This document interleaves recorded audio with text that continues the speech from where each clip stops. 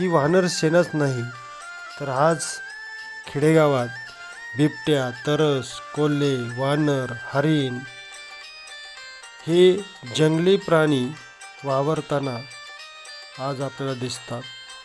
पण शहरातही आणि शहरातल्या सोसायट्यांमध्ये सुद्धा आज बिबट्या CCTV कॅमेऱ्यात कैद झाल्याचे ऐकले आहे.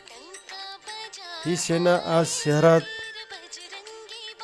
का येऊ लागली त्याचं मुख्य कारण आज जंगले नष्ट होत आहेत. झाडं नष्ट झाल्याने या वन्य प्राण्यांना पोटाला अन्न खायला मिळत नाही आणि म्हणून अन्नाच्या शोधात ती सापडेल त्या मार्गाने भटकत आहेत.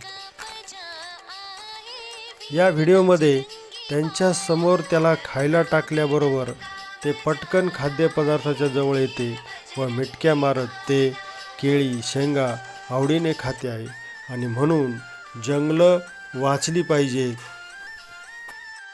जंगलांचे संरक्षण हेच वन्यजीवांचे संरक्षण आहे आणि म्हणून झाडे वाचवा, जंगले वाचवा आणि वन्य प्राण्यांना संरक्षण द्या.